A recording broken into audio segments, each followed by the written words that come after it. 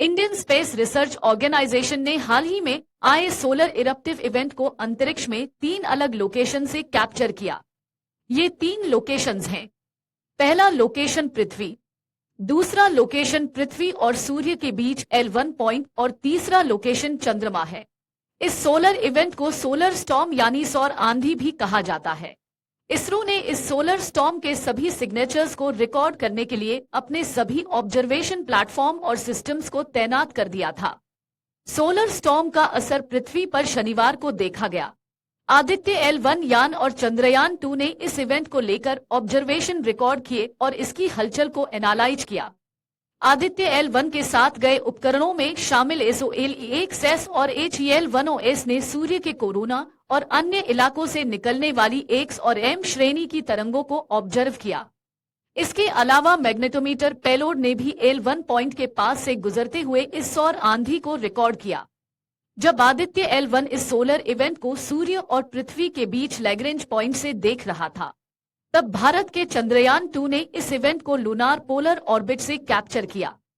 चंद्रयान 2 के x-ray monitor XSM ने इस जियोमैग्नेटिक तूफान से जुड़े कई सिद्धांतों को ऑब्जर्व किया है। आपको बता दें कि ये 2003 के बाद का सबसे भीषण जियोमैग्नेटिक तूफान था। इसके चलते कम्युनिकेशन और GPS सिस्टम में रुकावट दर्ज हुई।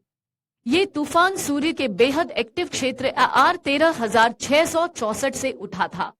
इस क्षेत्र से एक श्रेणी की तरंगों वाली आंधी चली और कोरोनल मास इजेक्शन CMES हुआ जो धरती की तरफ आया।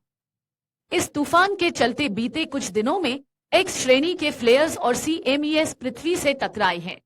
ऊंचाई वाले इलाकों में इस इवेंट का असर देखने का मिला। इस घटना का भारत पर असर बेहद कम हुआ क्योंकि यह तूफान 11 मई की सुबह आया था, जब पृथ्वी के वातावरण की ऊपरी परत आइनोस्फीयर पूरी तरह बनी नहीं थी। प्रशांत महासागर और अमेरिका के ऊपर आइनोस्फीयर में काफी हलचल रिकॉर्ड की गई। आपको बता दें कि आइनोस्फीयर 80 से 600 किलोमीटर के बीच होती है, जहां एक्सट्रीम अल्ट्रावायलेट और एक्स-रे वाली सोलर रेडिएशन एटम और मॉलिक्यूल में आयनाइज होती है। यह लेव रेडियो वेव को रिफ्लेक्ट करने और मॉडिफाई करने का काम करती है, जिससे कम्युनिकेशन और नेविगेशन किया जाता है।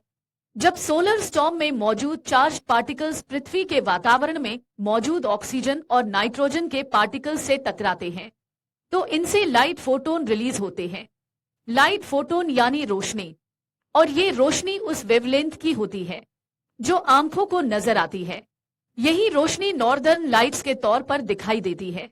यह पृथ्वी के नॉर्दर्न हेमिस्फीयर यानी उत्तरी गोलार्ध में दिखती है, इसलिए इसे नॉर्दर्न लाइट्स नाम दिया है। अगर आप ये वीडियो YouTube पर देख रहे हैं तो हमारे चैनल को सब्सक्राइब करें और बेल आइकन को दबाना ना भूलें। अगर आप Facebook पर ये वीडियो देख रहे हैं तो हमारे पेज को लाइक करें।